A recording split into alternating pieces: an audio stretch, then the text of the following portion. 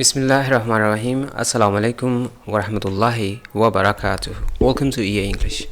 आज का ये सबक उन हजरात के लिए है जो अपनी इंग्लिश को फ्लुएंट नहीं कर पाते, इंग्लिश को बोल नहीं पाते, समझते हैं, सुनते हैं, हर लफ्ज़ का पता होता है बट उसको फ्लुएंसी में नहीं बोल पाते। फॉर एग्ज़ाम्पल इसकी मिसाल ऐसे ही है जैसे ये एक पिक्चर दी गई है कि एक टेबल है, बाज़ का तो वो एक टेबल है कहने में भी उनको दिक्कत पेश आती है। तो ये सबक, ये स्लाइड्स उनके लिए बनाई गई हैं। I will try my best to drive this lecture with a good deliveries.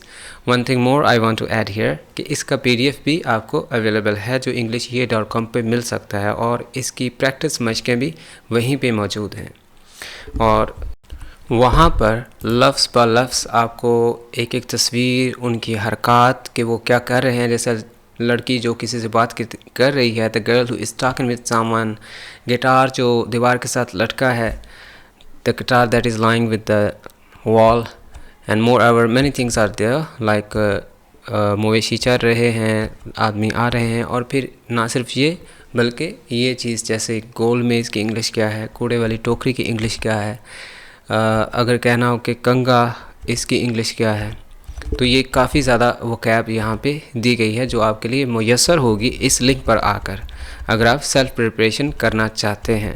तो इसमें काफ़ी वर्ब्स को भी रखा गया है एक पिक्चर देके क्योंकि मेरा ये लेसन आज ही इसी के हवाले था। So let's get started.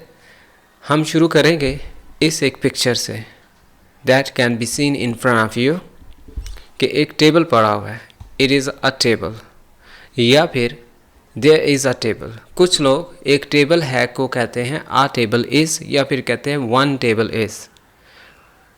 तो किसी चीज़ का पड़े होना, मौजूद होना देर से शुरू करते हैं, जैसे धूप है देयर इज़ सन आउटसाइड, बारिश है देयर इज़ रेन। अगर हम कहें कि अंधेरा है देयर इज़ डार्क, गर्मी है देयर इज़ हॉट, सर पर बाल हैं देयर आर हेयर, हाथ में उंगलियां हैं there are fingers in the hand, कमरे में चारपाई है, कमरे में टेबल है देयर इज़ अ टेबल, एक टेबल पड़ा हुआ है देयर इज़ अ टेबल, एक लकड़ी का टेबल पड़ा है there is a wooden table. इसको तवालत दी गई, फ़िक्रे को लेंथ पे रखा गया ताकि बोलते हुए फ्लुएंसी भी आए और खूबसूरत भी लगे। ये वुडन को एज एन एडजेक्टिव पेश किया गया, यानी लकड़ी का टेबल पड़ा हुआ। ये एक किताब है या वहाँ एक किताब है या एक किताब पड़ी हुई है, देयर इज़ अ बुक, एक किताब टेबल पर पड़ी है, the book is lying on the table, या फिर there is book on the table. एक किताब टेबल पर खुली पड़ी है, the book is opened on the table, मतलब उसको फर्दर उसको एक्सप्लेन किया गया। फिर अगर कहना है कि किताब के साथ कुछ रंग पड़े हैं, the crayons are beside the book, यानी जो रंग हैं उसको क्रेयॉन्स कहते हैं, the crayons are beside the book, यानी उसके साथ पड़े हुए, बिसाइड पड़े हुए। ये एक या ये टेबल एक किताबों का रैक है, this is a book rack. ये एक बैग जो कि टेबल पर लटका हुआ है, एक बैग जो टेबल पर लटका है जैसा कि आप देख सकते हैं, तो इसको एक्सप्लेन करने के लिए the bag is hanging on the table. एक बैग जो नीले रंग का है, there is a blue bag, it's very simple. एक नीले रंग का बैग टेबल के साथ लटका है। पहले हमने किया था एक टेबल के साथ बैग लटका है, the bag is hanging on the table. अब कह रहे हैं कि नीले रंग का बैग टेबल के साथ लटका है, hanging with the table, the blue bag, the blue bag is hanging with the table. एक टेबल कमरे में पड़ा है, there is a table in the room, पड़ा हुआ है, देयर इज़ अ टेबल। आप ये नहीं कह सकते वन टेबल इज़ देयर, वो या कहते one table is in the room, there is a table in the room.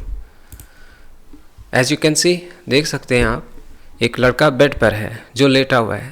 पहले तो आप कहें एक लड़का है, देयर इज़ अ बॉय, एक लड़का बेड पर है, there is a boy on the bed, या एक लड़का बेड पर लेटा हुआ है, the boy is lying on the bed. लड़का बेड पर लेटा किताब पढ़ रहा है। इसमें दो फॉर्म्स हैं, नंबर 1 पे आ रही है लेटा हुआ, नंबर 2 पे आ रही है पढ़ रहा है। पढ़ रहा है रीड से रीडिंग, लेट रहा है, लाई से लाइंग, लड़का बेड पर लेटा किताब पढ़ रहा है। The boy lying on the bed, यानी लेटा हुआ, reading the book. This is what you can do. The boy lying on the bed is reading the book. Bed पर कंबल बिछा हुआ है। The blanket is spread on the bed. कंबल बिछा हुआ है तो कंबल से शुरू करेंगे। The blanket is spread on the bed. लड़की बेड पर लेटी हुई है। The girl is lying on the bed. The girl is lying on the bed, it means पहले लड़का। The boy is lying on the bed. In this picture the girl is lying on the bed, लड़की bed पर लेटी हुई है। लड़की पलंग पर लेटी हुई किताब पढ़ रही है।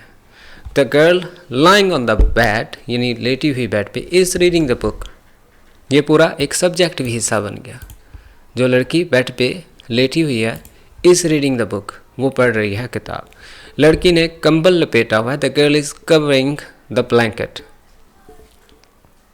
किसी ने कंबल लपेटा हो, कंबल लिया, लिहाफ ओढ़ा हो, तो can say he is covering. सो जैसे कि लड़की ने कंबल लपेटा हुआ है, the girl is covering the blanket.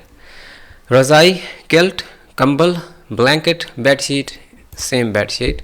रज़ाई बिछा दो, सेट द किल्ट। रज़ाई की तह लगा दो, फोल्ड द किल्ट। रज़ाई को ओढ़ लो, कवर द किल्ट। दीवार पर एक गिटार लटका हुआ है। The guitar is hanging on the wall. और अगर ज़मीन पे पड़ा हो, the guitar is lying on the floor. कमरे को गिटार से सजाया गया है। कमरे को, द रूम इज डेकोरेटेड, कमरे को सजाया गया है। गिटार से विद द गिटार, लाइट से विद द लाइट्स, फूलों से with the flowers.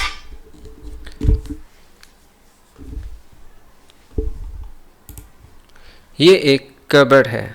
This is a cupboard. इसके स्पेलिंग इस तरह से वाजे होते हैं जैसे कोई चीज़ कप बोर्ड लिखा हुआ हो, लेकिन ये थोड़ी सी साइज़ में, हाइट में छोटी होती है, जहाँ आप कह लें कि कप ही रखा जा सकता है और रूम के अंदर साइड टेबल पे पड़ी होती है। एज यू कैन सी, ये एक कबर्ड है। It is a cupboard. कमरे में एक कबर्ड पड़ा हुआ है। There is a cupboard in the room. ये एक स्टोरेज रैक है। This is a storage rack, और it is a storage rack, मतलब जो जहाँ जो चीज़ पड़ी हो, देयर इज़ का इस्तेमाल कर सकते हो। इसको स्टोरेज रैक भी कहते हैं और इसको हम कबर्ड भी कहते हैं, लेकिन लिखते कपबोर्ड हैं। कमरे में एक कबर्ड पड़ा हुआ है। There is a cupboard in the room.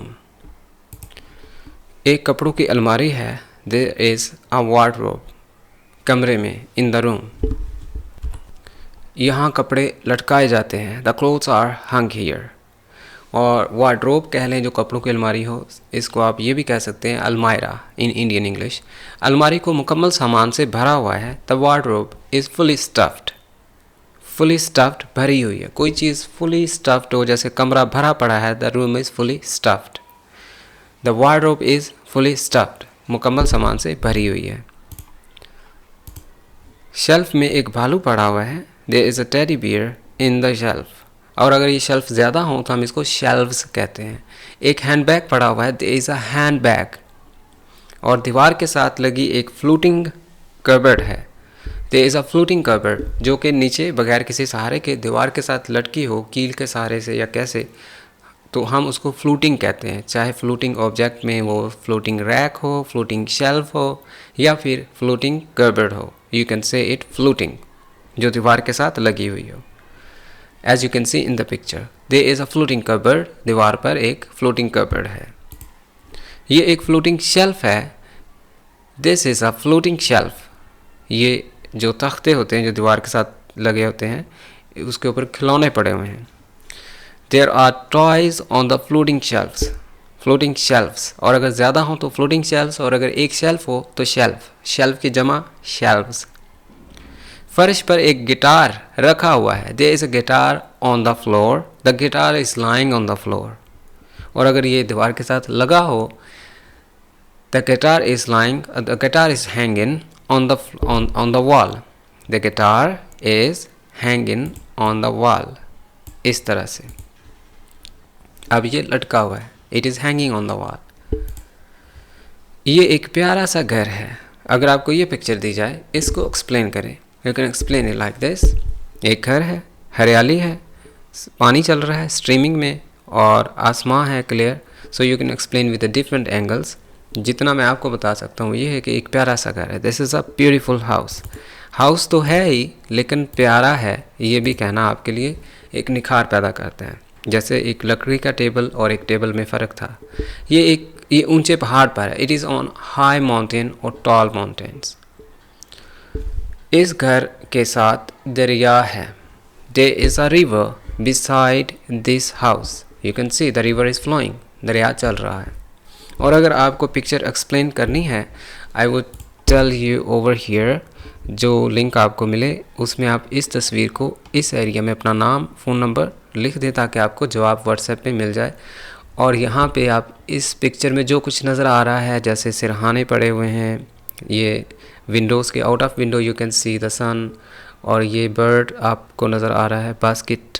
आपको हर चीज़ की अगर इंग्लिश नहीं मिल रही तो आप दूसरा लिंक मंगवा सकते हैं जहाँ पे हर ऑब्जेक्ट की इंग्लिश मौजूद है।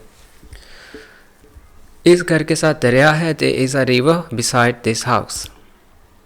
As you can see there are 2 windows in the room. कमरे में 2 अलमारियाँ हैं, there are 2 windows in the room. कमरे में एक बेड है, there is a bed in the room. दीवार के साथ फ्लोटिंग शेल्स लगे हुए हैं, there are floating shelves on the wall, hanging on the wall. Floating shelves ये होते हैं जिसके ऊपर किताबें रखी हुई और एक फ्लावर वेस रखी हुई है। बच्ची स्लाइड ले रही है, द गर्ल इज स्लाइडिंग। छोटी बच्ची स्लाइड के मज़े ले रही है, the little girl is enjoying the slide. बच्चे स्लाइड लेकर खुश होते हैं, the kids feel happy with the sliding. 2 बच्चे, 2 बॉयज़, एक बच्चा आ बॉय। आप क्या कहते हैं, 1 boy.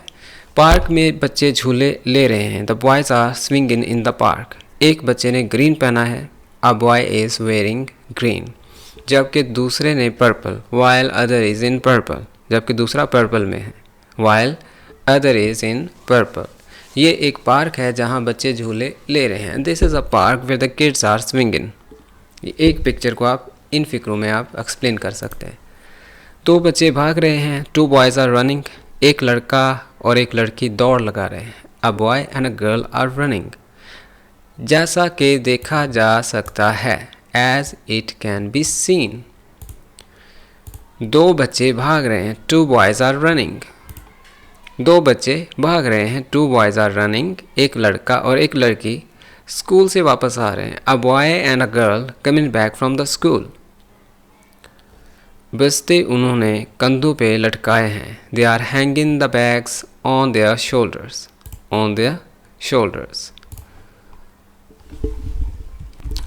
So last but least, I would tend to recommend you to solve out this picture by explaining there are many things that you can see in the picture like cupboard, beside table, round table with the cups and kettle, floor के ऊपर carpet बिछा है, अलमारी देख सकते हो उसके ऊपर सूटकेस, अलमारी मुकम्मल भरी हुई है सामान से, चीज़ें बिखरी पड़ी हैं, बेड के नीचे खेलों का सामान भी मौजूद है, खिड़की के बाहर क्या नज़र आ रहा है और ये दिन का वक्त है या रात का, और टाइम पीस और अलार्म क्लॉक क्या टाइम बता रहे हैं।